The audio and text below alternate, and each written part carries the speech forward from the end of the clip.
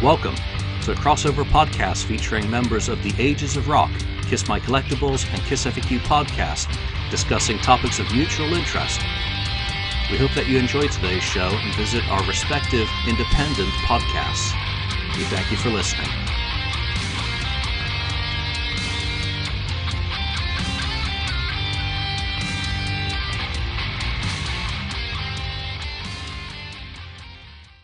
Welcome to a crossover podcast featuring members of Ages of Rock, KissMyKollectibles, and the KissFAQ Podcast.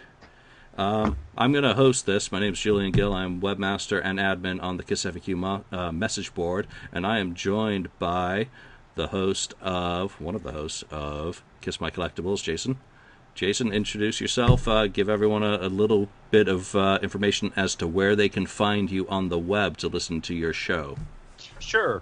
Jason Herndon, as Julian said, I do Kiss My Collectibles, which originally started out as Kiss My Wax. I do it with Tom Shannon and Andrew Scambatti and a few other guests that set in from time to time. But instead of giving you all the YouTube and Facebook and all that stuff, you can just go to KissMyKollectibles.com with a K, and you can get our YouTube links, our Facebook links. You can view our episodes and the whole 9 yards. But that's what we do. We're not a general discussion kind of podcast. We talk about collecting Kiss. So vinyl, toys, bootlegs, the whole 9 yards. That's what we focus on. So we're happy to be here. Very cool. Thank you for joining us. And we will provide a link to Jason's site, and you'll get some more information about Jason in a couple of minutes. Alan, Ages of Rock, welcome. Good to be finally on a podcast with you after meeting you in Nashville. That's absolutely awesome. So tell us a little bit about yourself and your podcast and where people can find you. I was born a poor black farmer. And I know I got that quote wrong, but I can't remember it. I am one of the three co-hosts of Ages of Rock, and you can find us at AgesOfRock.com. We are three middle-aged Midwestern men who just talk about musical stuff that we find fascinating, or sometimes musical stuff that pisses us off. And you can find us, I guess you want the web address. Yeah, you know what? I'll add it into the notes afterwards, because then people aren't trying to listen back and was it with a capital R or what? Marcus Almighty, obviously you're one of my colleagues on the KissFAQ podcast, but you also do other podcasts. So why don't you tell us a little bit more about yourself for anyone who's a new listener? Okay, so obviously, as Julian just said, I do the KissFAQ podcast on a regular basis. I also I'm a co-host on the Yes Music podcast. That's weekly. That's out of England. I think just outside of Birmingham, if I'm not mistaken. The main guy who runs it.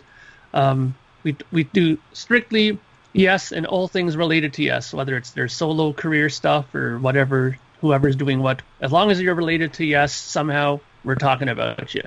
And I also do, every once in a while, I do a little segment called the East-West Vinyl Analysis with Ken Keenan, who's also the other member of the KissFAQ, and we basically just talk about records that we've each kind of gotten into our collection, and we kind of want to, tell each other about, sort of deal, and see if we can get each other interested in different sorts of albums that are on our radar, so to speak. So that's about it. Thanks a lot. And Birmingham is in Alabama, and Birmingham is in England. So, bada bing. I almost said something, but I thought I would just not. All right, so we're going to be talking today about the Gene Simmons Vault. And all of us have Kiss backgrounds. And everyone has heard mine on the KissFAQ podcast, so I don't want this to be about me. Everyone knows about Mark and his favorite album, Destroyer. Jason, when we do the KissFAQ podcast and we have a new person on, I always like to put them through a little bit of an inquisition. And since I'm kind of holding the reins here today, I just want to get a little bit of your background when it comes to Kiss before we talk about Gene. And, your Ed Sullivan moment with Kiss. What was that one spark that suddenly got you interested in a bunch of guys who are wearing tights and makeup, who weren't the dolls? It's kind of a memory that I kind of remember and don't remember, but was told by my parents. So I've told the story many times over the years, but apparently somewhere along the lines when I was about 3 years old, we were watching television here, actually in this very house, because I inherited my childhood home when my parents passed away, but we were watching television, an old black and white TV that you had to get up and turn by the knob. And so, I'm guessing this would have been somewhere in late 78 or something like that. Anyway, my mom was getting up to turn the channels, and she stopped, and Kiss was on TV. I don't know exactly what it was. I always imagined in the time frame that it was probably Phantom, but I don't know what it was. All I know is Kiss was on the television for some reason. Could have been anything that aired in 78, 79 in that time period. But she stopped for a moment. I was watching. And then she proceeded to turn the channel, and I said, according to my mother, "Oh, Mom, turn it back to those funny-looking clowns."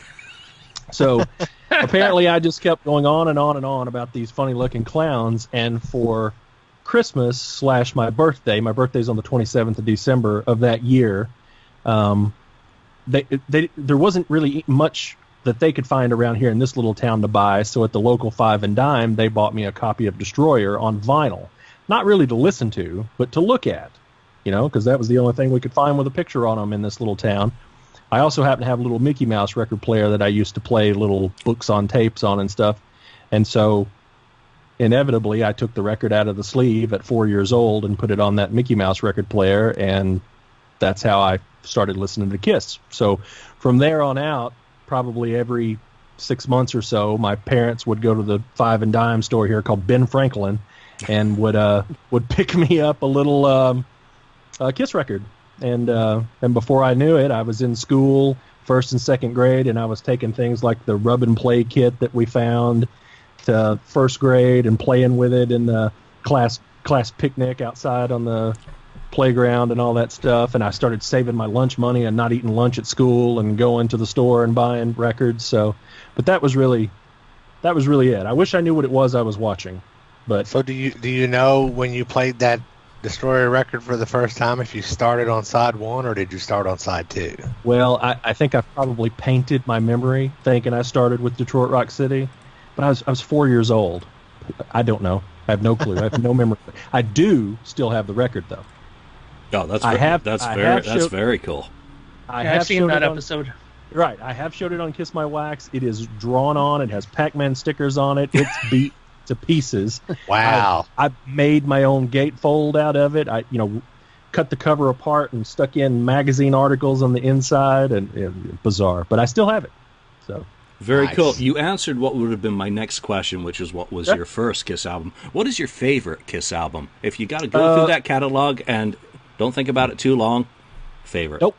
No, I got a list. I can list them right off. It'd be Creatures is my favorite. Oh, excellent. I probably identify the most with the Creatures period because that was the first tour I saw. My father took me to see them on January 30th, 1983, which happens to be the 10th anniversary to the day. Yep.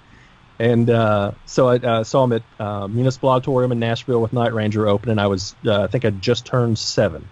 And my dad took me to see them. So I really identify with the Creatures period. And so that record is near and dear to me, not only because it's badass, but the time period also plays into it as well. Yep, and obviously the memories of your first concert, that show, Night Ranger. Wow, I'm jealous, absolutely jealous. Final question, what flavor Kool-Aid do you drink? Who is your favorite member of the band? Well, I have to say Paul, probably. When I was growing up, it was Peter. I was fascinated with drums, and he's the reason why I play drums. But as I grew up and I started, paying attention to songwriting and all of that stuff, I really just gravitated towards Paul. So that's awesome. Alan, we're going to start with you on the same set of questions and your Ed Sullivan moment. Well, much like Jason, I don't really remember a specific Ed Sullivan moment. The earliest thing that I remember was probably in 78 or 79 when I was 8 or 9 years old. My babysitter asked what I wanted for my birthday, and I said the record that Beth is on, because I remembered that song. So to answer your second question, Destroyer was my first record, and I did start on side one. I had not the Mickey Mouse record player, but I had a little Panasonic record player that had these speakers that were about this big, and they were probably about that big around and didn't throw out any bass at all. So, but I wore my record out. I played it so much it warped. And no, I don't have it anymore. That's awesome. I mean, getting two people whose first record obviously is Destroyer is excellent. What's your favorite Kiss album? Hotter Than Hell. Oh, that was quick. That was a very fast response. What was the song that you performed at the Nashville? Were you on Got to Choose? I was on Got to Choose, Parasite, and Charisma. Yeah. Now the thing about Parasite, I was supposed to play drums. And I had not practiced my drums. I really hadn't played drums since my band broke up several years ago. So, like 3 days before the expo, I thought, man, I better sit down and play through Parasite. Oh my God! Thank you, Lee McCormack. Thank you, Lee McCormack. But on kind of the same note, nobody stepped up to play Parasite on the bass, so I played Parasite on the bass, and it was obvious when we got to the solo part that I didn't remember the middle. Because my fingers are all over the wrong frets. Yeah, you know what? It didn't matter that night because that was just a hell of a time up on stage playing those songs. And Lee McCormack, oh my goodness, what a musician, what a personality, what a character. And I got to give a shout out to Gary Schaller. Oh, yes. He played a lot of the lead work that night, and it was just so fun to be a part of and just to see him. And it was such a fun event. So. What's your flavor of Kool-Aid when it comes to Kiss? Who's your guy? Well, ultimately, it has to be Gene. Because, like Jason said, Peter Criss, it was his inspiration for drums. Gene's my inspiration for bass. However, Ace is so close to my favorite as well. It's kind of, sometimes I like to mix those Kool-Aids. I may have to go to, where are they playing together in Minnesota, St. Paul maybe? Yeah. That's it. Yep. I may have to go sample that Kool-Aid and see how good it turns out. That'll be an interesting show for sure. Yes, it will. It's going to be fun. Gene One of those moments. Gene by far is my favorite member of Kiss, and Ace is always number 2, always will be.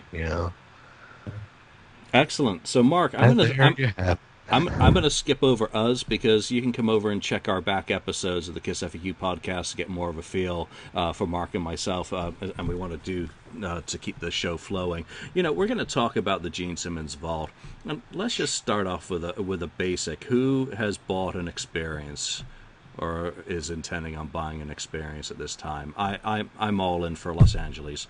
I am in a situation where I purchase, or I will be purchasing, the +1 on the $2,000 Vault experience from a friend that's lives in Atlanta, and so basically I'll go with him. If this works out that way, I'll go with him, and I will get to participate in the portion where Gene, gives you the Vault and you ask the questions and get your autograph and photos taken. I'll get to participate in that, but he gets all the goodies.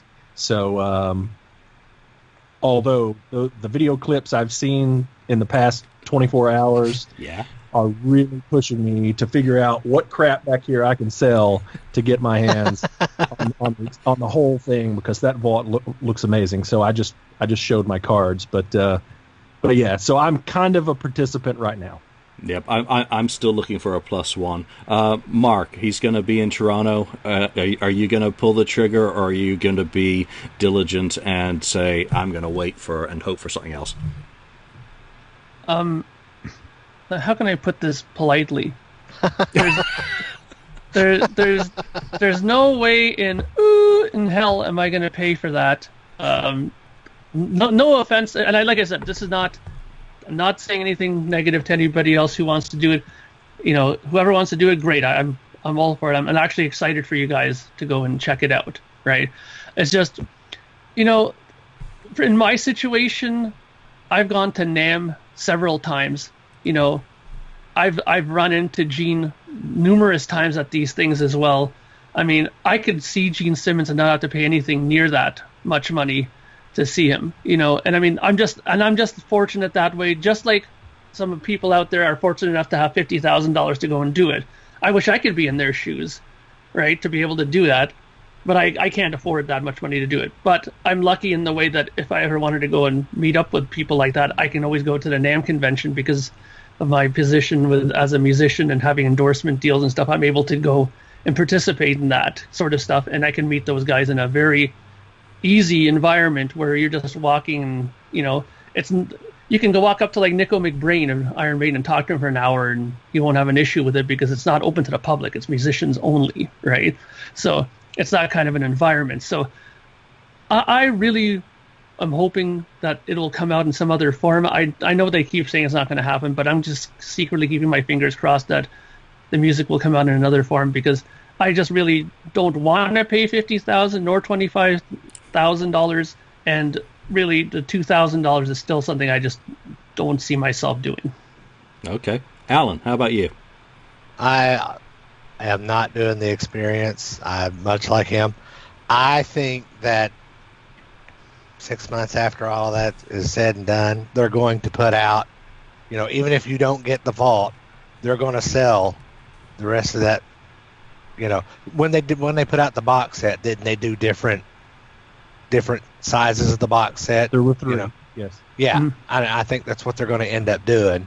But I listened to an interview with Gene on Sirius XM the other day, and he basically said, I'm going to sell this to the people who really, really want it first, the people who are willing to spend the money on it, because I know once that's out there, once it gets online, the game is over. That's right. That's the whole plan. And he's going to get paid for it as much as he can while he can. And then once he gets the big product out like he wants, it's going to come out in another format, and I will wait for that. As a person that... I might only get a cardboard vault.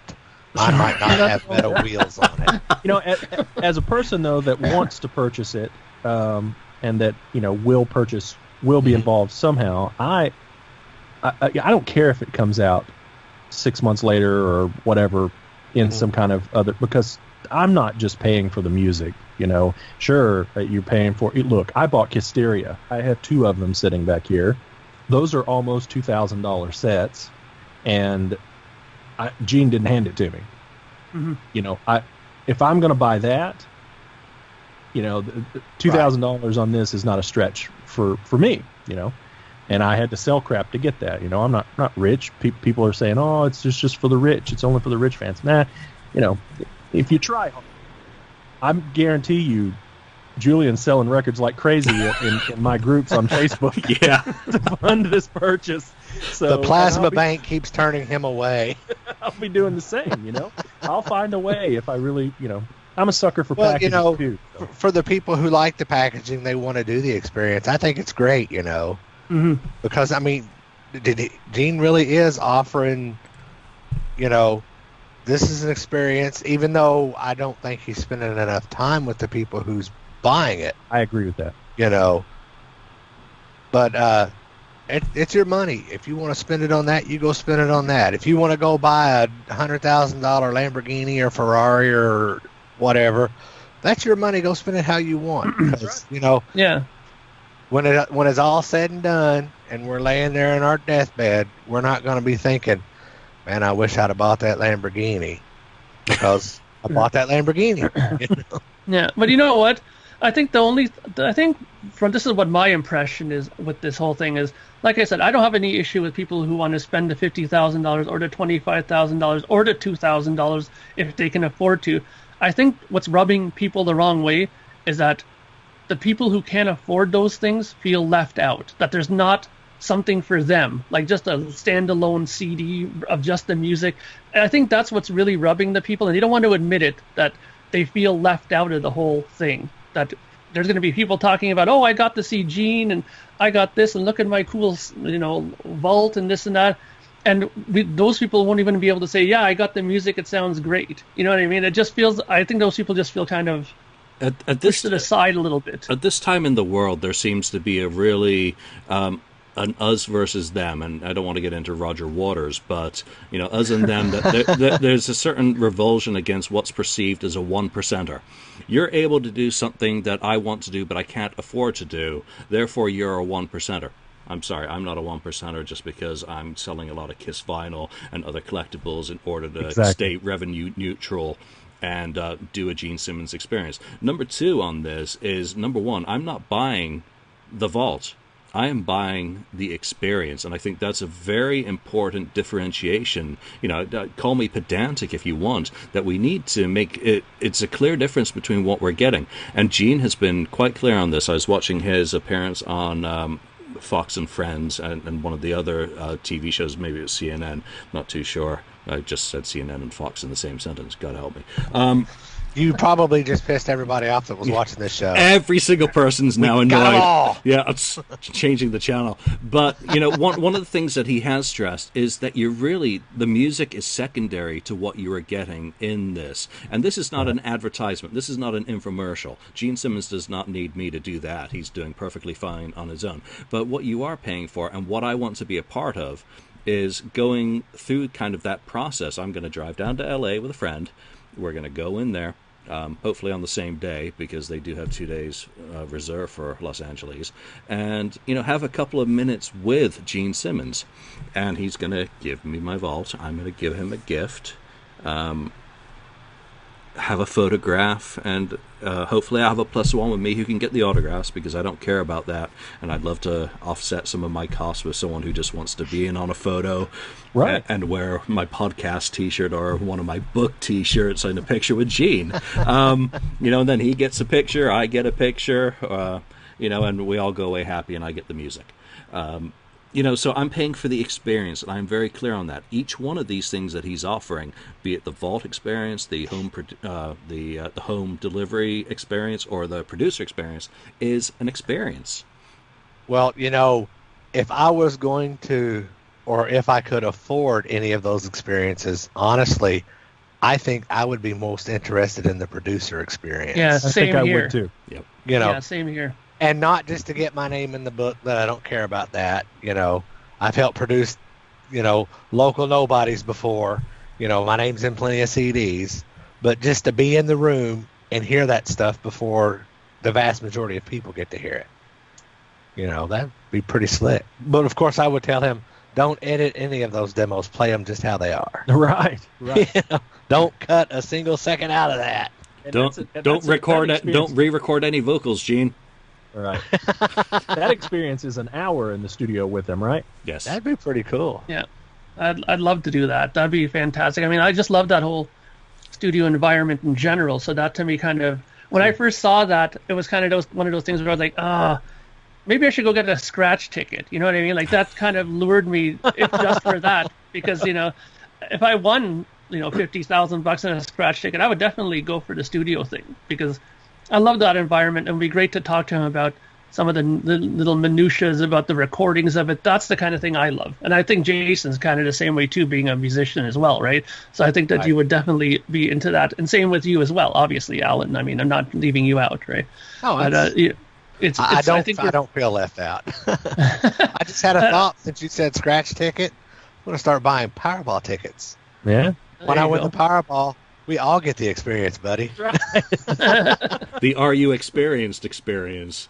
So, Yes. Gene was mentioning on Fox and on one of the Fox broadcasts that he was on about Electric Lady Studios in New York. Can you imagine being in, people who went on the Peter Criss New York Expo tour had the impromptu stopping by and Derek Christopher knocking on the door of Electric Lady. Hello, my little street urchins and I, can I come in? Oh yeah, sure, come on into Electric Lady Studios in New York City. Can you imagine if Gene Simmons did a producer experience in New York City at Electric Lady, where everything begins in history? That would just be mind-boggling. As of yesterday morning, when I last went through the check of people who've allowed their purchase to be posted online, 2 people have bought the producer experience so far. So, ka-ching, 50,000, just like that. Great. Yeah, and you said 41 have done the 2,000? Yeah, 41 yesterday, 53 as of this morning. So it's growing, and he's out there doing his press junket, obviously. So word is getting out for those who haven't been following and looking at the site before it was officially online, because obviously they did drop the ball a little bit by allowing it to be viewed by just someone who knew what web page to look for as a default that wasn't listed, and it all got out a little early and ruined their media launch. But there you go. You don't log it down, someone's going to look, and if it's available, you're going to see. We also, yep. I'm pretty sure we all saw the videos well before they went live. But I don't know how many videos there were. I know I saw 2. There are 4. So and they're the same versions now up and live. Here's something else. Those videos, when you go to GeneSimmonsVault.com, you get an introductory video from Gene explaining what this is, 50 years of Gene Simmons. How many of you guys collected demos back in the day, or even to this day? Who's guilty? Me. Mark only collected Destroyer demos, right? No, yeah. No, seriously, Mark. Did you collect demos? Or do you? I don't really do collect that. Not even just of Kiss. I mean, I don't really even collect demos of any of the other bands that I like. I think the only band that I have demos of is maybe King Crimson, and that's about it. I don't know. It's just something about it. I don't know. I don't say it doesn't appeal to me, because I am interested in the whole process of the songwriting and how the songs develop and so on and so forth. But I think within my circle of friends that I had, we were into going to the conventions and stuff like that, and we were really into collecting the VHS bootleg shows. That was our big thing. We weren't really into collecting the songs and the demos like that. We were into, like, did you get Winterland? Did you get this show? Did you get, that's what we were really into. So we didn't really go for the demos too much. See, for me, nearly from day one as a Kiss fan, and I mentioned this on a show the other day, I lived in Binghamton, New York, and we had a local music store called Magic City. And I used to go down there and go through the cassettes, and because that was all I had at home, was a Walkman and a tape deck. And, I'd go up to the counter, I'd pick out my Black Spine 85 reissue cassettes and go up to the counter. And then after buying a few, over a few different weeks, the guy behind the counter said, "Hey, kid, do you want to see some special stuff?" And he brought out a tray of bootlegs. And there was Wicked Lester, and there was the Kiss 73 demo, and a couple of other things. And that was my introduction. And I got into demos right then and there. So that's why the Gene Simmons Vault holds such an allure for me, is that over the years, obviously I did write a book on the demos that I knew of and had been able to track down details of. It's been a love and a passion. And having owned many of the master reels and acetates that have, Gene recorded over the years, now the kind of opportunity to have all those holy grails that are going to be contained in this, it's a mandatory thing for me. It's like, Gene Simmons, demos, here's my money, take my wallet. Hey, yeah. Oh, some credit cards as well, not enough. Who would have thought? What about you, Alan? Were you a demo guy? I was not a demo guy until after I pretty well collected all of the video and audio that was available. Once I'd gotten all of the bootlegs, I guess, then I started to understand that there were demos rolling around out there. And then at one time I had a pretty good collection. I think they may be on a hard drive that might not be dead yet. But don't talk about that. Oh, God, I couldn't imagine if these hard drives died. Oh, God. Yeah, I know that feeling. Well, one thing that I was always intrigued about with Kiss demos is, some of the early demos, I think the recordings of the demos were better than what ended up on the studio albums. And then once they progressed into the 80s, man, some of them demos were tough to listen to. Mm-hmm. It's like, oh, yeah. Good Lord, these guys needed a producer. Well, you know what I think it is, though? I think back in the day, like, for example, a prime example to me is the 73 demo that they did with Eddie Kramer, their first actual recording there. Mm-hmm. I think a lot of the version of those songs, to me, sound better than the ones that ended up on the first album. I just love those versions of it. But I think what ended up happening is they were always going to like renowned, not maybe not renowned studios, but actual recording studios, whether it was that Magna Carta or Magna Sound or whatever, Magna Graphics place or whatever. Graphic. Yeah, they would go. They were actually little studios, and when the '80s started to roll around, people started getting those little Fostex tape recorders, and I think Gene and those guys were probably no different than anybody else that got those little tape deck 4-track things, and they would do their demos at home, and they would turn into these shrilly, hard to hear demos with these really bad drum machine parts and stuff. So when you listen back to the '70s stuff, because they actually had, you know, people physically playing stuff and not drum machines and stuff like that, and they were doing according to tape in these studios, I thought the quality were much better in the '70s than some of the '80s, you know, Fostex cassette demos that they would end up doing later on. Jason, I agree. You're obviously a demo guy, so yeah. Well, you know, just like, you know, they're talking about, you know, I've always collected bootlegs as long as I could, you know, but knew they were out there, and you know, I've talked about it many times on our podcast. But, you know, I have a friend that lives kind of locally to me. His name's Danny, and he's a few years older than I am, probably 5 or 6 years older than I am. And so he was really in the mid-'80s, you know, getting up into the '86, '87 era when a lot of bootlegs really started rolling out. He was getting all that stuff and saying, "Hey, man, you know, come over." I'm just a kid, you know, he's 19 or 20, and I'm like 12, and he's like, no, you know, because I was the only other friend he had that cared anything about Kiss, and he would, hey, you know, let me copy this for you. I just looked at it as all one big thing. I didn't, like Mark's saying, he wanted the bootleg concerts. I wanted the concerts. I wanted the bootleg audio, and the demos was all part of that. It was all bootlegs to me, and I was just as excited and giddy to dig and find Wicked Lester bootlegs in 1987, 88 as I was getting Winterland on VHS or whatever.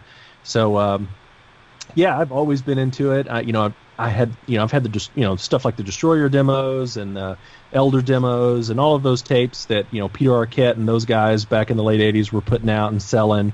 You know, I had that stuff back then, and you know, as I got older and got some connections, I started getting my hands on stuff. You know, that Detroit, all that Magna Graphic stuff, and you know, I had that stuff 4, 5, 6 years before it leaked, and you know, so I'm much like Julian. I like to dive in and try to make connections and get my hands on as much as that stuff as I can, you know. Yeah, and that's what I'm really hoping for with the Vault. Obviously, you know, anyone who's been online for any period of time and goes to Kiss Online may have read one of the articles I wrote way back. And that was when I bought a lot at the Kiss Butterfields auction, and I actually received the Stanley the Parrot acetate, which is, you know, to actually have dreamt that and then it have happened, and to be holding that thing in your hand and flip it over and see it's got a song on the other side as well, you know. So that my transfers of those were just on a regular stereo. I'm hoping, and I would expect, that if Gene let that slip out into auction back then, that he has either original reels with that. I'm hoping for a pristine copy of Stanley the Parrot. Obviously, we did get Lita on the 2001 Kiss box set, and you compare that with the version that had come from the Butterfields auction, and the difference is stunning. You know, even for what would have been a rudimentary demo. I'm hoping for... you know, again, I had the Rotten to the Core 12-inch acetate and all those songs, Jelly Roll, the Burning Up of Fever, which I no longer have because I had a hard drive crash. So, yes, and I lost all those original transfers of all that stuff because I did have a backup. My heart aches for you, buddy. I had a backup tape, and it broke. Oh, damn. A real backup tape, a DLT. Talk about luck. Yeah, no luck. I went to restore and heard snap, the grinding of the gear engaging and ripping the tape apart. And, you know, I even sent the drive out for a restoration. And after 6 months, they came back to me. Sorry, Mr. Gill, we're unable to recover anything from this drive. Here's your bill for our failure. So It's funny how as soon as every time you mention the hard drive, I notice Jason's eyes go up on his shelf, and I'm looking at my hard drive here underneath my thing here, which has all my album recordings on there, going, oh shit, please don't die, because it's almost like we're jinxing it now, talking about it. It's like, please, I have about 8 terabytes right here full of stuff, not just Kiss, mainly Kiss, but just full of stuff.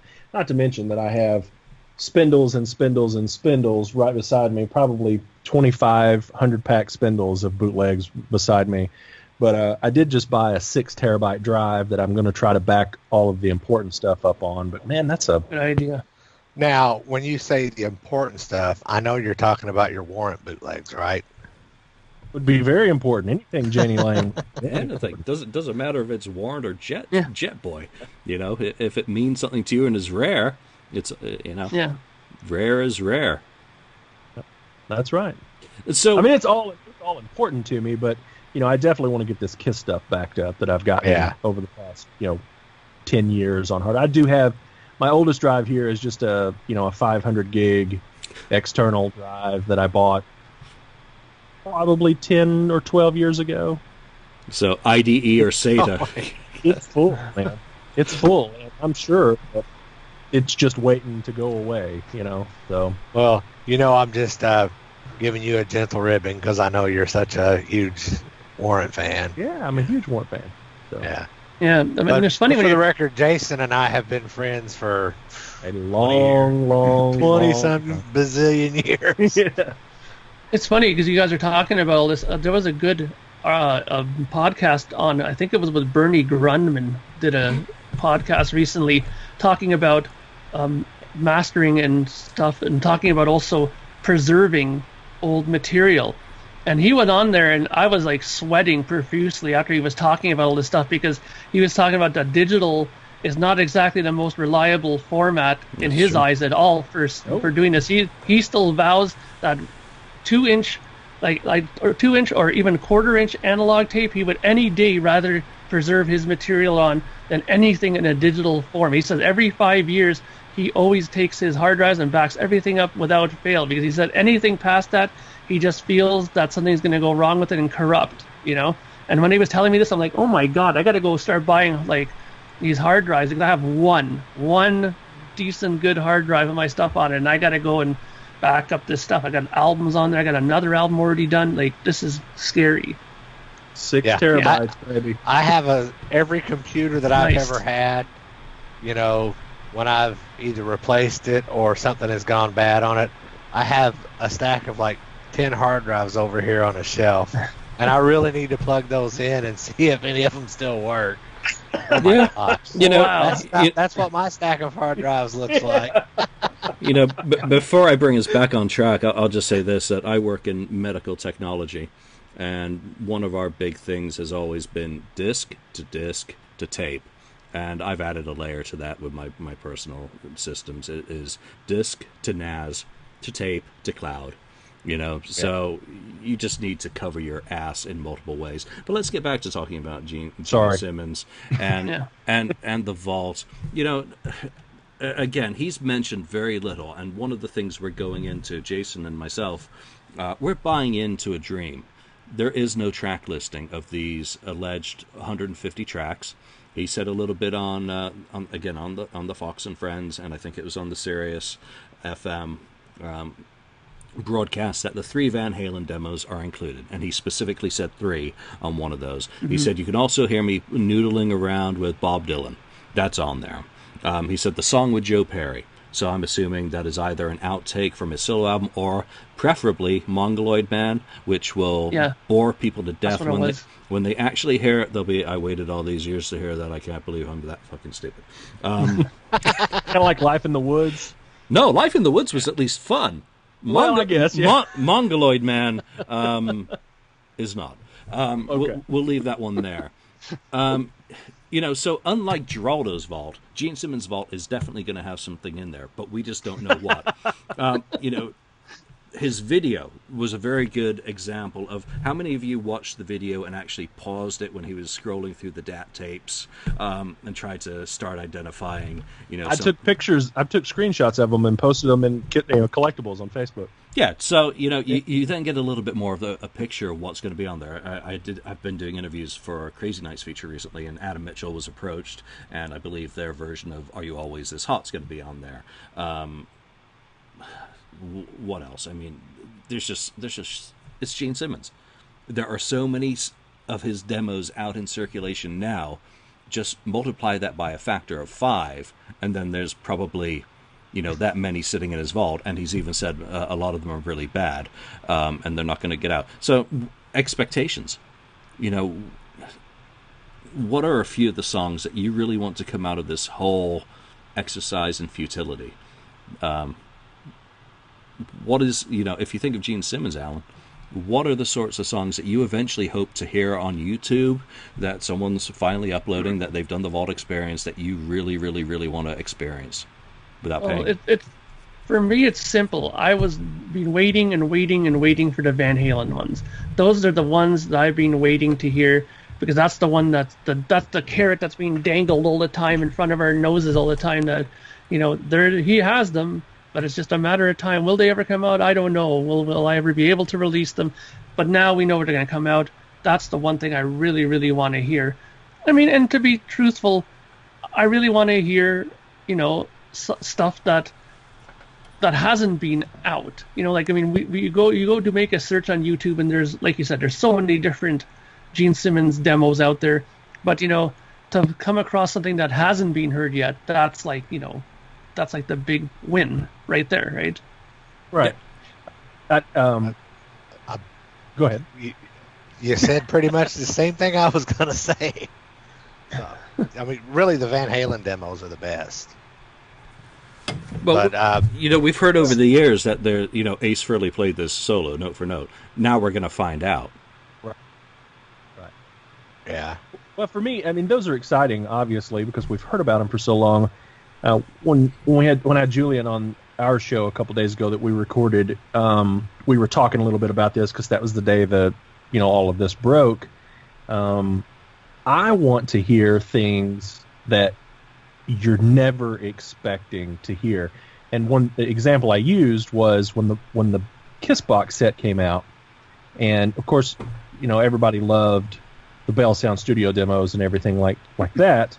But the thing I was most excited about, which I remember Julian rolled his eyes at, was the demo for "You're All That I Want." Completely different arrangement of the song, and when he rolled his eyes, I said, it's my favorite Kiss track in the whole catalog, and I want to hear stuff like that. I hope, I don't know if there's going to be anything like that on here, but I hope there are some primitive ideas, kind of like Detroit Rock City, when you got that demo, how primitive that was and what it turned into. I hope that there are some primitive ideas on tape of classic Kiss songs that evolved, something that just completely off the wall sound, that I want to hear that, like writing sessions almost, like how they do, like where they came from almost. That's what I want to hear. Yeah, I want 150 teaching demos. Well, no. E chord followed by F. Although you'll have to admit, the teaching demo of Baby Driver, that yeah, that's one hell of a lesson. That's one hell of a lesson. So. Oh yeah. So I want to hear stuff like that. I hope there's stuff like that. So. Yeah. What about the book? Yeah, any of the shows, any of the songs. We've heard a bunch of the demos. Are there alternate, like the Calling Dr. Love, Rock and Rolls Royce? Are there alternate recordings of that? Things like that would be interesting to see. Yeah. Because we know that how Calling Dr. Love turned out so much differently. Yeah. Right. Mm-hmm. But I do like that. That one is probably one of my favorite demos. But of course, Calling Dr. Love is my favorite Kiss song. So which demo? Because the one of them is a mix between Calling Dr. Love and Rock and Rolls Royce, I believe. Yeah.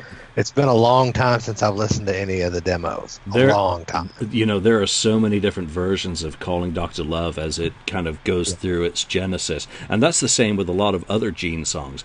He had Rotten to the Core. How many times? I think in my book I got up to at least 4 different versions of that.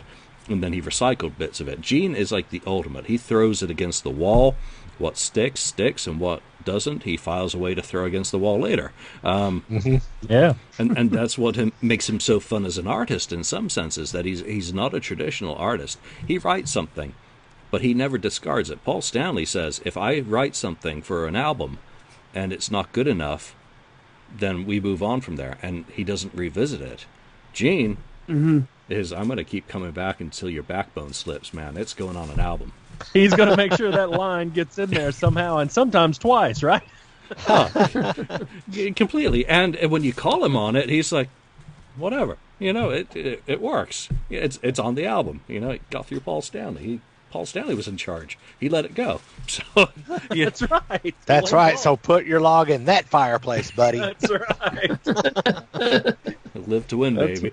So there's so many different things that we need to talk about with this. The book on the web page for GeneSimmonsVault.com. You get one picture. You can identify one song title from that book. It will slip you a 10 because you mentioned his web address. I'm going to keep mentioning it because this is more than just talking about some of the pluses and minuses when it comes to it. It really is. People need to check it out and vote and decide for themselves whether it's the right choice for them. There is no right or wrong choice. Gene Simmons just punched me in the ribs and said, yes, there is, Mr. Gill. Yes, there's one right choice. The reason why I wanted to be on this podcast today was because moderating all these 3 Facebook groups that I have, there is, and seeing other posts in Facebook groups, there is so much misinformation. I was on an Australian Facebook page last night where they were having their typical bitch session about the costs and everything, and they were saying, not paying $50,000 to have Gene do anything, or whatever. I said, yeah, but with the $2,000 package, you also get to meet Gene. And 4 or 5 people come back and said, no, that's only with the $50,000 package. That's mind-boggling. It's clear that so many people just saw the initial blurbs and never took the chance to go to the website and read. Well, that's because nobody does the research that they need to. The minute that they hear something that fits their vision, run with it. Yeah, when you live in your own echo chamber, all you need is that echo, and then you get to be pissed off, and sometimes it's more fun to be pissed off than to be correct. Mark, I understand that. No, I was just going to say that I got to tip my hat to Jason, because I think earlier on today I was just on one of the Kiss My Collectibles pages, and just the amount of arguing and just moderating that poor Jason has to do is unbelievable. So my hat's off to you, Jason. Thank you. It's difficult, man. And Julian's been doing it with FAQ board for decades. Way longer than any of us combined. Yeah. It's just maddening to me why people would just want to spend their time constantly bitching about everything. It's like, if you don't like it, great. I don't care if you don't like it, but God, do you have to come on and call Gene a greedy Jew? That gets you banned from my groups automatically, by the way. Totally. Instant decapitation. You want to be bigoted? You're out of here. You want to have an opinion? You want to take a little bit of time and frame your argument? Go for it. We'll take the plus. We'll take the minus. You want to bring in any of that crap? You're out. You're going to be lazy and ignorant. Forget it. I agree. These 2 guys, Mark and Alan, they articulated their points of why they were not interested in buying it perfectly fine. If people would take the time on these stupid Facebook groups and message boards to speak like that, we would all get along just fine. But yeah. And I was just going to say the same thing. I go, there's nothing wrong with saying why you can't do it or why you would like to do it but can't do it. But to go out and just lash out like that, it's just so it's like so primitive to me, doing something like that. It just doesn't make any sense, and it just makes your job harder for something that you're trying to make as a more, not like a really cool environment to be in, talking about records and stuff like that. To turn into something like that is just a headache, you know. It's ridiculous. And for this reason, I don't miss running a KISS-related message board anymore. You don't. Can I get a hallelujah? You know, I'm in it to the end, so you know, and all that. So, you know, there's been misinformation about the whole set, and a lot of it is, you know, I think coming down to Gene himself and how they've wanted to launch his product. I don't doubt that Gene has been paid up front now, and it is all about the company having to recoup. That's one thing. Misinformation that was up on the KissFAQ message board was that it was going to be $10,000. That's not a price point for anything, and unless they suddenly went to the FAQ and said, well, people are bitching about 10,000, maybe we'll try 2 instead and see if that sticks any better. Somehow I don't think so. So, you know, nice try. Your source was wrong. It happens. Move on. You know, or here's some butthurt cream. This episode brought to you by Julian Gill's Butthurt Cream. Nah, Chip Magoo's butthurt cream. It burns more than the burn ever burned. So back on topic you know, is Gene rightfully being taken to task about the price versus the experience? Do you think that people are really just reacting to how much does one pay to go on a KISS meet and greet? I did one in April. $1,350 bucks plus tax and all that crap.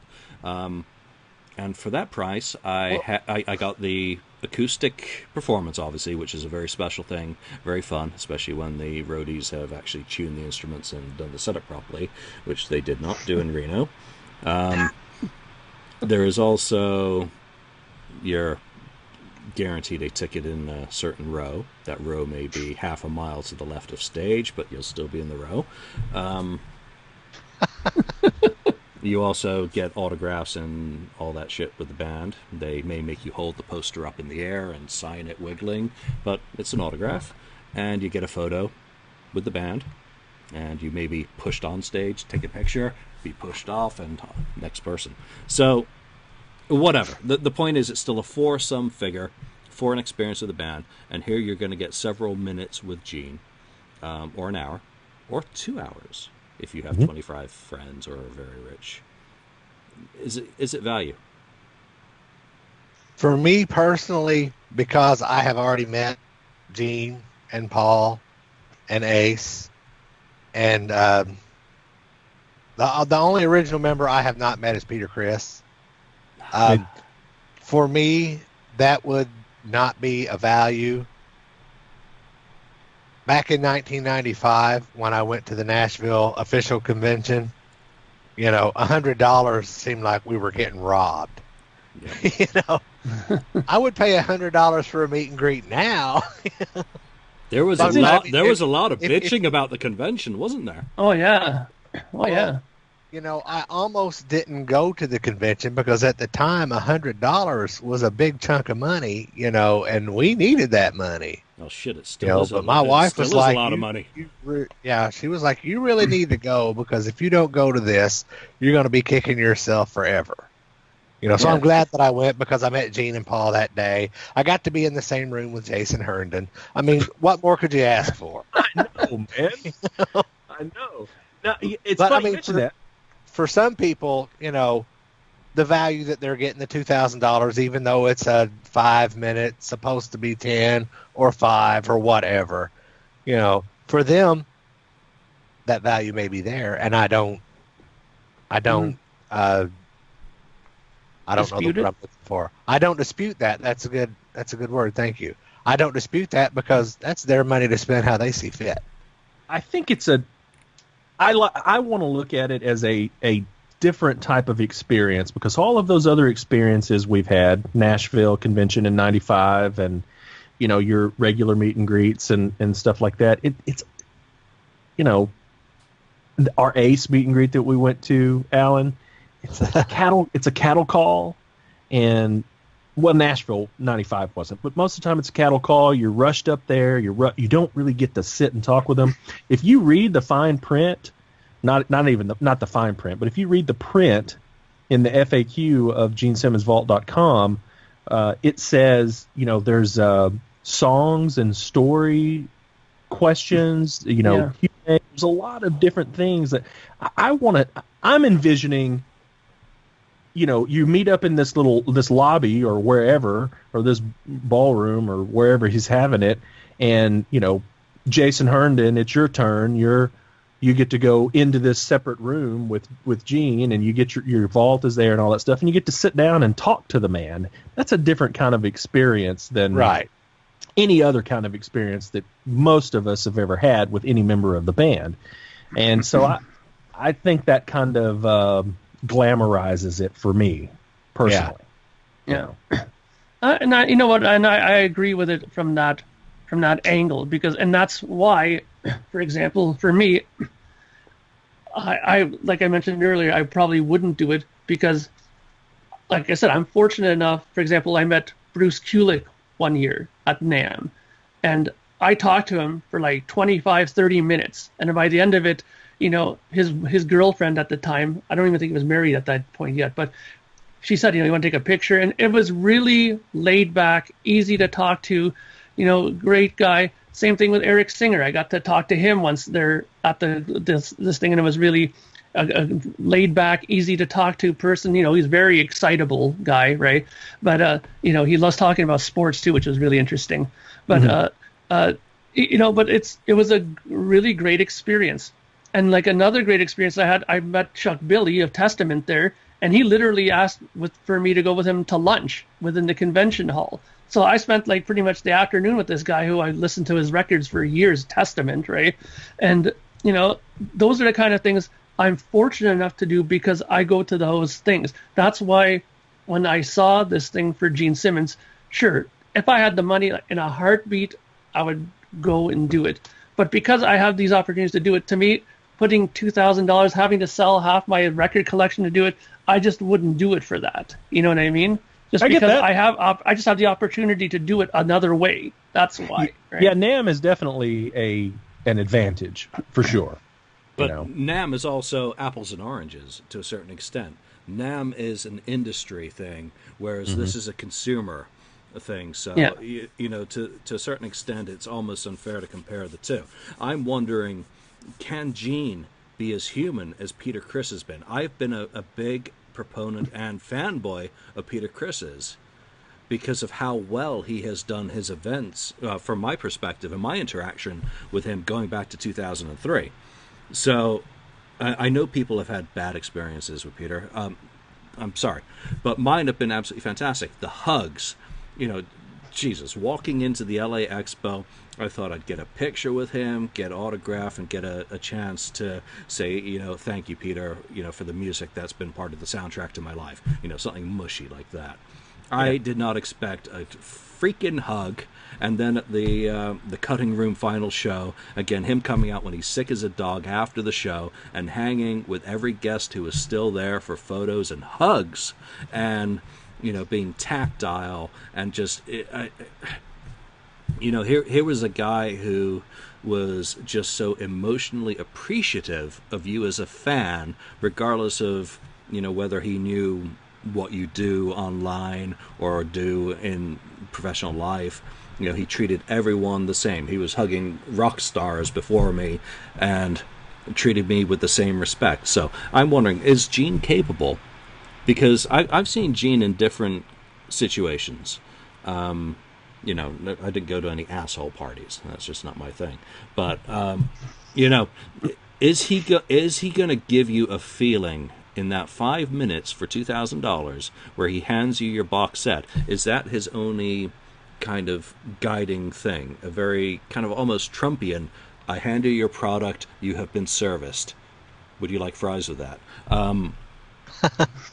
Damn, you sounded almost just like him, man. In a gymnasium. I think it's important that Gene realizes if he can inject a little bit of his humanity into the experience, that I'm doing this because I respect him. I'm not expecting anything special from him, that he's not going to give to everyone else. I would like it to be a little bit more than transactional, because for $2,000 I could get an escort.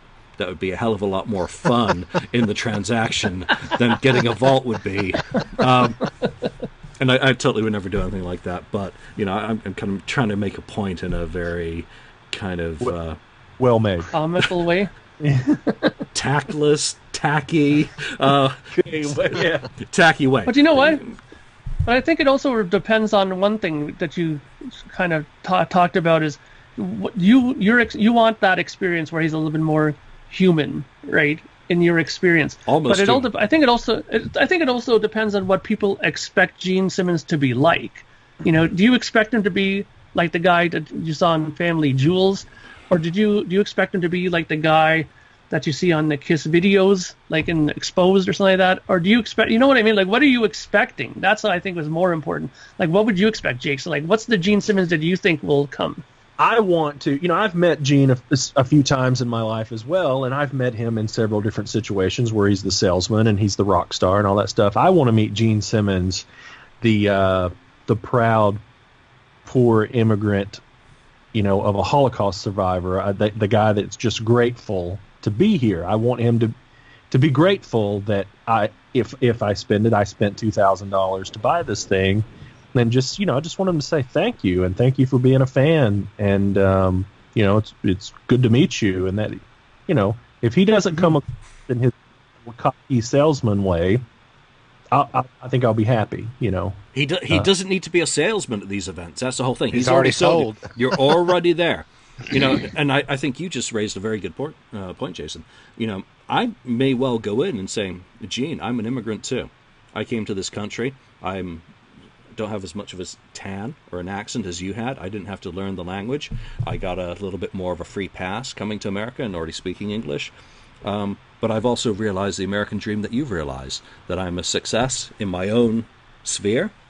And it's wonderful to meet someone else who is a wonderful success that's played a big role in my life. It would just be nice. I think if he can drop the mask for that event and show people who are paying the real Gene Simmons behind the mask, the humble Gene Simmons who really is thankful for all that he has attained, that he's worked very hard for. He has certainly worked very hard. I don't begrudge, and I would never denigrate any of his efforts, because he has always been a very hard-working person. He's a great role model. It would be nice just for him to maybe bask in fans coming in and maybe being a little bit mushy. You mean so much to me. You've had without throwing out gymnasiums, or you're a powerful, attractive man. Maybe it's time to come up with some new new lines for the event. And by going to LA instead of Las Vegas or any of the other ones, which I have to travel, I'm San Francisco, no matter what. I've totally gone in expecting that this is going to be awkward, because he's going to be finding his feet at this event. You can't go in and kind of plan for how it really is going to feel. You're going to know how you want to process each customer. So, there's so many unknowns. I want a little bit of humanity out of him. And by the time I do it, it'll be in Atlanta. It's the last date. He will have done this. Man, you'll be out of there in 4 minutes and 59 seconds. Man, he'll have Vinny take care of you. Yeah. Well, don't you think that at these events, part of how Gene interacts with you will depend on how you interact with him? Totally. He's gonna completely feed off you, your energy. If you go in there all frightened and nervous, then you're going to have a different experience than, I guess, if you go in there confident and have a plan of, number one, think about what you want to say to him. You've got a very limited amount of time. You can't go in there. I have my index cards. You're bullet points. Never look at him. Never make eye contact. For all of my life, you have been a very important. No. No, you want him to get something out of it as well. I mean, maybe if he feels a little bit more appreciated, don't go in there and give him a lecture about Spotify or iTunes and how he doesn't understand the current model. And, Gene, maybe if you'd put out an electronic press kit when you did this with 4 songs to download from iTunes, don't kick him in the nuts. Yeah, I mean, I think people seem to forget, though, that at the end of the day, Gene Simmons is just a regular human being like we all are. And if you treat him like something he's different... Gene Simmons. Well, you know what? He may think that, but I've never thought that. And I mean, that's the first thing I was over... When I went on my very first time to name, I don't know I keep saying this all the time, but I think this is important to bring up, is that my rep guy, because I was there the first time and I was younger and, inexperienced at this whole sort of thing, he told me, he goes, the best thing you can do when you're walking around here is don't be the starstruck kid. Be like their equals. You know what I mean? Because then they'll treat you that way and they won't, treat you disrespectfully or brush you off.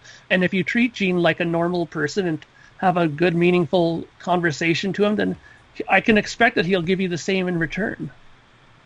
Or security. Hey, I remember this guy from Nashville in '95. Get him out of here. Yeah, that's the guy that asked the Vinnie Vincent question. That was so funny. No, that goes beyond funny. That is legend. Yeah. So, what are we missing, Jason? I mean, we have talked offline quite a bit about some of the things we want to talk about today. Were you going to talk about the book more? Yeah, we did. We started to end on the book, and then we got off on a tangent on hard drives. We should talk about the book. Talk about the book. I just got to step away for 1 second. Jason, you want to lead us into the book?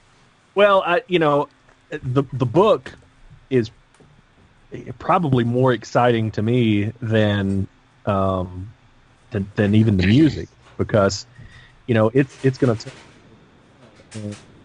Today, when we saw those videos, we got to see how big this thing is. I mean, it looks like history. It looks huge, And so I can't wait to flip through that. In one of the interviews, the lady was flipping through the book a little bit, and man, I was just thinking, that thing looks incredible. So, yeah, I mean that's the one thing that really kind of makes me always kind of like, now I'm having that little second thought all the time about this, is that book, because like I said earlier, I'm a big studio gearhead guy, and I love being in a recording studio. And when they flipped through some of it, and I saw that they did have like studio shots and him in the studio doing things, it's just like, wow, I'd really love to see some of these pictures, that we've never seen. I'm sure, these are probably all from his own personal collection, like he said before. And to see those shots, that's the one thing that's kind of kicking me in the rear end for not going to go do this, is because I'd love to see what's inside this book. Yeah, because I'm sure even if they actually do some kind of smaller, limited version of this, I'm sure that book will be nothing a part of it. I'm sure this is going to be the only way you're getting that book, because it's big. So and that was one of the things I saw on the Fox broadcast, was them flipping through that. I was like, cameraman, zoom in. Come on, man. Come on. Yeah. Come on. Yeah. Do a guy a favor here and zoom in so we can actually see some of those pages. When you think about Kissology, remember the reaction people had to the Carnival of Souls studio session Easter egg? Anything that's going to show you behind the scenes, any of those pictures which we've seen glimpses of maybe what might be in there, the size of the book, I mean, it also looks to be like the print quality looks like you are going to get a major buzz when you open that. The ink fumes are just going to just straight like history again.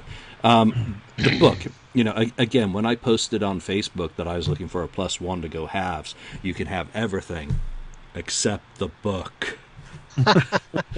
Yeah, I am 40 years later, and to find new pictures that haven't been seen yet, I think, to me personally, that's more of a holy grail than the demos or the bootlegs or all of that stuff, And Chris Czynszak is really good at finding pictures that I have never seen.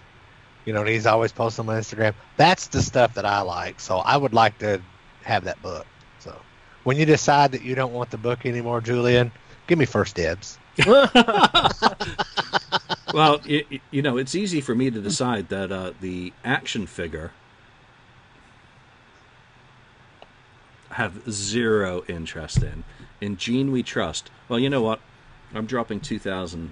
So in Gene, I do trust. I trust Gene to deliver, but I don't need the medallion to prove the fact. He's already got my credit card details.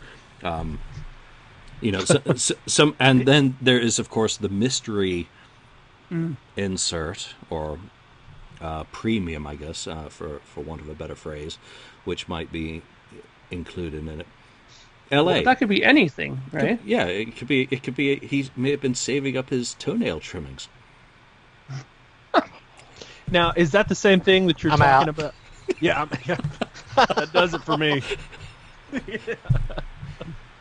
Because that man probably doesn't have nice toenails. No, but you did hear him talking on Sirius about his gum and being put up on eBay. He may well. Yeah. But is that premium that you're talking about, Julian? Is that the same thing? I thought I read somewhere on the site that he said that each person's going to get an item from his personal Kiss collection or something like that. Did you read that? That is. Well, they were showing something like that. Yeah, he was going in through some big, huge room, and there was like a bunch of boxes, and he was going through it and said, "I'm going to include something really cool for my own collection." Like, he's going through it, and they had all kinds of like odd, like license plates and all kinds of stuff there. Here's your used Kiss condom. or 1979. Mr. Gills here. Here's a copy of all your books back. Please get these out of my. I don't have anywhere to store these damn things. Would you please stop sending me these?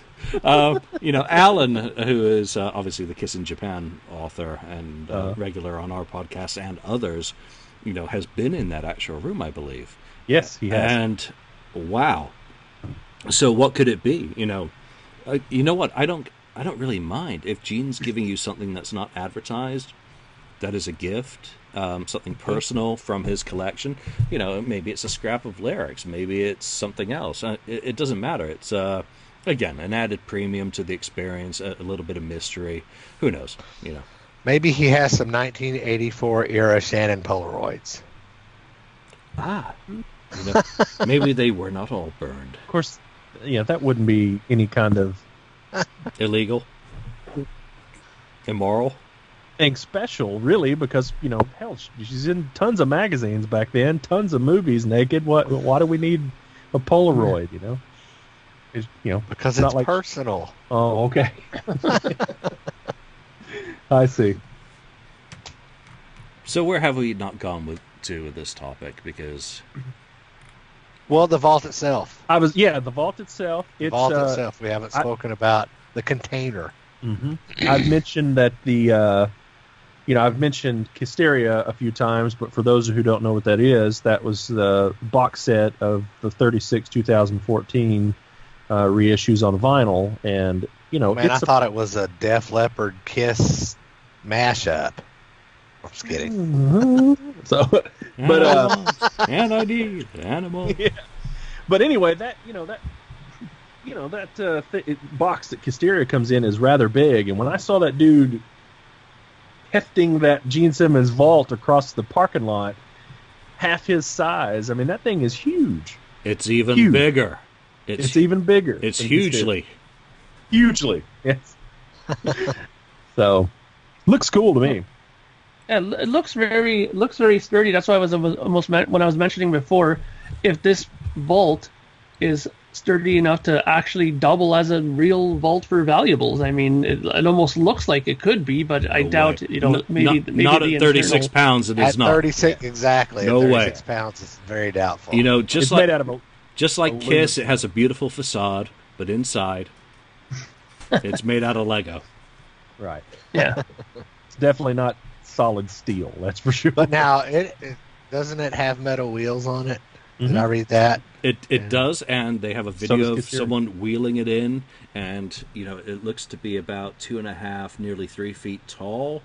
So I'm thinking that I don't need to buy the Kiss urn anymore, as this will be a sufficient way to save some cost. I don't need to go for the full coffin. when I'm done and dusted, I can be baked and put in with some of my favorite collectibles, and maybe get a half plot instead of the full plot. So thank you, That's Gene. actually a good idea. Maybe you can go in with somebody else that's buying the same experience, and they can have the other half of the plot. Well, maybe there's plenty of room for multiple occupancy. You can rent out little compartments inside the vault, sell them on for the, it's not going to matter at the end of the day. Forget the music. Just, shovel us all in there and drop us in the ground. There you go. I wonder if it's going to have, we haven't seen the interior of it. I wonder if it's going to be red velvet. If there's going to be slotted or something like that where you can. Yeah, for the CDs.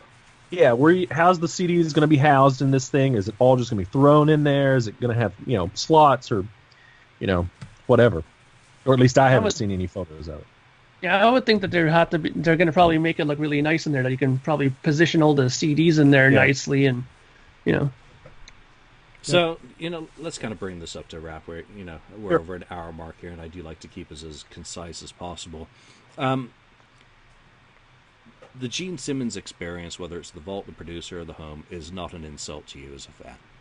It is maximizing what he can recoup, what the label distributor can recoup before all this stuff leaks out. Because he knows, as anyone knows, you go on YouTube, demos are just all over the place. The moment one person has it, I'm going to share with you.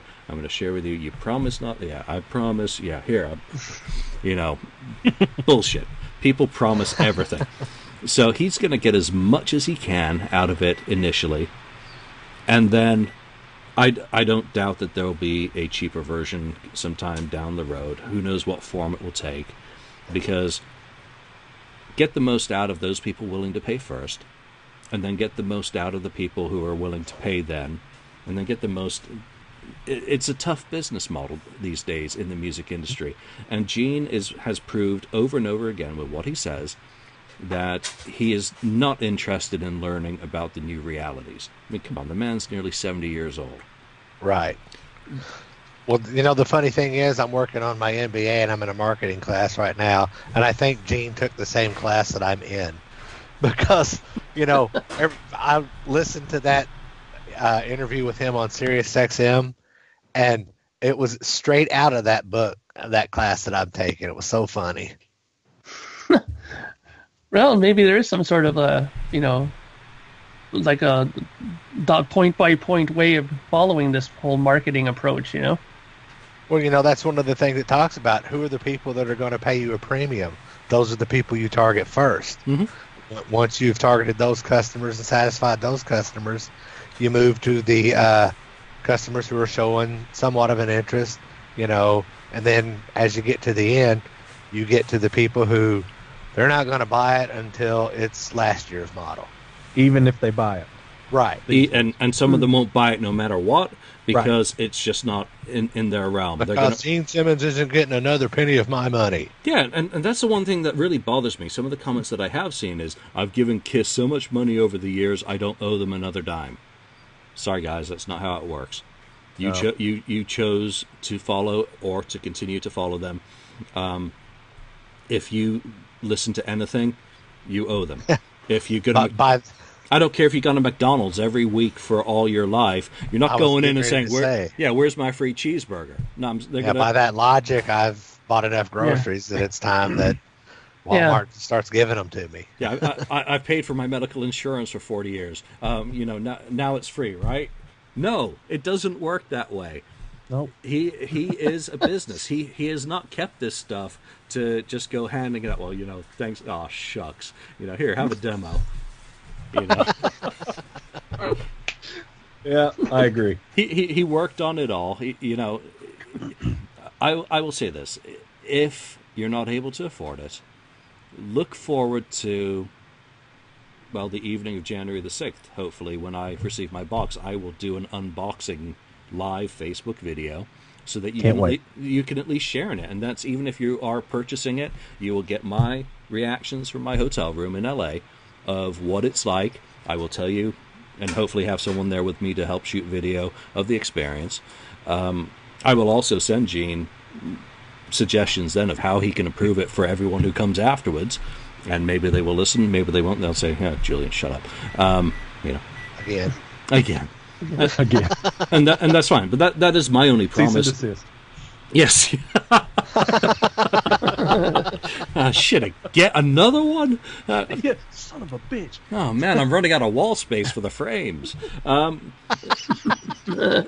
So that is the promise that I make the KISS community, that if you're not able to do it, I will share my experience with you. I will unbox with you so you get to see. I will not play any music. I'm not going to go there and give you samples. We've heard samples of Christine 16 on the hotline, It's My Life, Weapons, Juliet, which I still say is Julian, but Are You Ready? You have heard. I still think Gene needs to do an iTunes 4-track EP, just put up 4 songs from the whole album, $1.29 each, or make it that you have to buy the whole lot for $7.99. Maybe wet his beak in the digital realm, and to bring interest, because I don't think he's doing enough just by going to Fox or CNN or Sirius to really benefit from it. And come next year's Record Store Day, Gene, Record Store Day, how about you do something from that box for Record Store Day? KISS has never done a thing. Well, there's been some things that got canceled at the last minute. Okay, so. that got canceled at the last minute. So KISS is was a label thing. Yeah, so that has never been done. Obviously, the label thing has been sorted out because this box is happening. So if you want to continue marketing, it's not just about selling the product now. It's about selling it in October, selling it in November. Alan, MBA. You don't just start selling and stop selling and hope that it continues to sell. It's a continuous process of selling through to next year. I mean, what are you going to do? Do an EP at Christmas. Do something. You have to keep the punters interested. You have to keep us enticed. Our attention span is like nothing. Mm-hmm. I tell you what, if he had some vinyl stuck in this thing, yes, there's no way that I wouldn't find a way to buy it. Look at your copy of Kisstree. Remember that little 45 sized? It would have been a test pressing or a private pressing, and I can't even remember the song now. It may have been, Leader or something. Bullfrog Beer. Repro that. Repro the Richcraft acetate vinyl. Shit, dude. Absolutely. Yeah. I mean, look at the reaction to, say, the Def Leppard EP. Yes. Gene, if you've got KISS stuff that's on here, added money, especially the premium people pay for Record Store Day vinyl. So, there's lots of options. I'd like to get each of your final thoughts on this topic, and then we'll wrap up with just a little bit about each one of our shows and what we're doing. Alan, final thoughts on the Gene Simmons Vault.com. My final thought on the Gene Simmons Vault is don't insult your friend if they pay for the experience because you think they're stupid. It's their money. They can be stupid with it if they want, and it's none of your damn business. That went so well with your accent, man. That was... You can take the hillbilly out of the hills, but you can't take the hills out of the hillbilly. Yeah, that's what I got out of you in person as well. You're totally real. Yeah. Mark, final thoughts. Well, I think I'll totally echo what Alan said. I think that's exactly it. I mean, if you can afford it and you're comfortable with it and you're excited about it, by all means, go for it. If some people can't, don't rub salt in the wound for those who can't. But if you can enjoy it, great. I think if you can afford to do it, it looks like it's an amazing thing to get, and more power to you if you grab it. Jason, just be kind to people. I've had to deal with all this nonsense with these people on these Facebook boards and groups and stuff. Look, man, just as those guys said, if you don't want to do it, great. If you do want to do it, great. Don't begrudge anyone who is. Don't begrudge Gene for selling this product like this, because as we've discussed, it, at the $2,000 price point, if you break it all down, it's a good price. It's a sensible price for what you're getting. And I just, I can't stand all the people just being rude to each other. So, good Lord, just don't be an ass. Yeah. Live vicariously through those of us who are willing to share. As I mentioned, I will share my experience as much as I possibly can with all of you who can't, so that those of you who may be on the fence about doing it will get a good idea about what you're going to receive. Let's talk a little bit about what each one of our podcasts are working on. Mark, let's start with you. Project Gemini. Your album, which I played part of at the Nashville Rock and Pod Expo for the audience there. What's going on in your world? Well, on Saturday, I end the pre-order for my record. Again, the big thing about doing the pre-order is that if you get the pre-order it now, then you get into the Project Gemini Club for free. And if you do that, then there are many fun things you can get. People have won free test pressings through contests that I had. There's all kinds of discounts you can get. For example, for this record, if you were in the club, you get a discount 15% for buying it.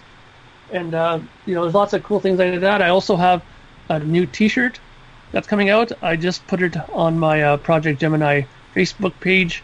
That's available now. 4 days left till it goes and starts getting printing. But as of this evening, I'm going to be putting up another shirt, which is going to be the album cover design shirt. That's going to go up next. So I know people have been asking me all day about the album cover design shirt, so that will go up next as well. So you can find Mark online on Facebook, Mart Anthony K, and obviously a valued member of the KissFAQ podcast team. Jason, Well, we're going to say collectibles. Kiss My Wax has morphed into Kiss My Collectibles, exactly. But we still do vinyl-specific shows. The collectible shows is about Kiss Collectibles, obviously, and then the bootleg shows are about bootlegs. But yeah, KissMyKollectibles.com with a K. I know that Tom Shannon and I will be at the Atlanta convention in January. We'll have a booth there. I would be remiss. Andrew is supposed to be there. Andrew Scabatti is supposed to be there with us, but he may be attending the Gene Simmons Experience on the same day in Detroit. So I don't know how that's going to work out. We'll see. But anyway, Tom and I will definitely be there. And I would be remiss if I didn't mention that Tom Shannon has the 3-volume Kiss LP vinyl book, 1,800 variations documented over the last 3 years, and definitely the last 2 years with the Kiss My book. You can pick that up at the Rockologists with an S.com, and $99 for 3 books. It's going to be absolutely incredible. So check that out.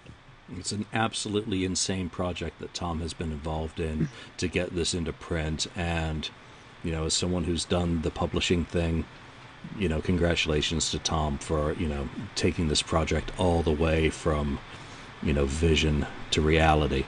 So I want to echo that. Rockologist.com. Do please check it out. It's an absolutely incredible body of work for anyone who's just interested in discographies, let alone collecting and variations. The amount of work that's gone into it is absolutely outstanding. So yeah, there's going to be some pretty shocking things in there that, stuff that people have never seen before, never even thought about, that just variations of records you never even thought existed. It's going to be fun. Absolutely. Alan, what about you and the Ages of Rock guys? What are you guys up to with some episodes coming or anything else that you have on your plate? Today, the second part of our Christopher Williams interview went live. We went to the Rock and Pod Expo in Nashville, and we interviewed Toby Wright, Rick Rule, Matthew McCormack, Walter Egan, Gary Corbett, and Christopher Williams. And we had such a good time talking to Christopher that we never really with the exception of talking about the Peter Criss drum set, we never got past talking about Christopher Williams in Accept. So the following Tuesday, we got him on Skype and finished our interview. So we basically got almost 2 hours of just all kinds of stuff with Christopher. So that second part of that episode went live today. The Walter Egan and all the other stuff has already gone live. And a week from today, which will be September 21st, I'm not sure when this recording will be released, but a week from today, we have a special guest on our show, Ken the Podfather Mills. Oh, Jesus. Oh, He joined us, and he was hilarious. And it's his first video podcast, so he had to make all kinds of faces, and I think he had more fun doing the podcast than we had interviewing him. And then we have a couple of other feelers out there for some more interviews coming up, but I don't like to talk about potential guests before we get anything confirmed, because a good way to kill an interview is to brag about it before you've done it. Yep. Wait until people get to enjoy it and then say how excited you were that it happened. So I usually wait until I've actually got the video uploaded on YouTube, even though it's still unlisted. I'm like, hey, we've got an interview with such and such coming up. yeah, totally agree. Okay, I'm going to pimp some of my stuff. And yesterday I got in the proof Holy copy crap. of my Kiss on Tour book. This is the Atlanta Expo single volume edition. 900, actually it's up to 986 now. 986 pages. Oh. It's all 3 volumes in one shot. It's got a custom cover. There are only going to be 50 copies of this made, of the hardcover. I'm not doing mass market of this. It's just too expensive. So it's obviously a premium. I'm looking forward to being able to show everyone what it actually looks like. So the Atlanta Expo is kind of my next big thing. I'm very much looking forward to it. If I did not get the opportunity to meet you in Nashville, I am looking forward to meeting you in Atlanta. And Jason, that goes for you. Oh, yeah. Ages of Rock plans on being in Atlanta. Alan, I'll meet you again We're coming anywhere. to Atlanta just as 3 idiots that want to watch a fiasco. we've already bought our tables, so we're definitely there. Yeah, we're definitely there. Tim McFate will be there, and we will be signing copies of Odyssey. If you have bought a copy, feel free to bring it in. We will be honored to sign copies of any of our books, and that includes the Gene A. Peter and Paul book, which Tim was a massive part of as well, just as much as Odyssey. And any of my books, bring them on in. I'll sign them. You want my autograph? Well, I write like a 2-year-old, but you can have it. There you go. What else do we have going on? Right now we're about to celebrate the 1-year anniversary since Odyssey came out, and I've been sharing a whole bunch of documents from my archive about the Odyssey on the Odyssey Facebook page. So hopefully you've been following those and enjoying them, because there's a lot of stuff that was only kind of mentioned in the books that you now get to see the source material of. On the 1-year anniversary, I'll be sharing an interview, a new Elder related interview that is not in the book in the current printing, which provides a further kind of dig into the album, and that's all I'm going to say about it. Check us out on Facebook, and of course we will continue to do the KissFAQ podcast and hopefully entertain you. So let's wrap this up from I guess me, Julian, and Mark at the KissFAQ podcast, Alan at Ages of Rock podcast, and Jason .com. Jason at KissMyKollectibles. Thank you for listening. With a K. With a K. Okay. Thank you for listening to us talking about the Gene Simmons Vault. Go to GeneSimmonsVault.com. Check it out for yourself. The home experience, the vault experience, or the producer experience. See what's on offer. Hopefully, Gene will share a little bit more information about what is actually contained within this vault.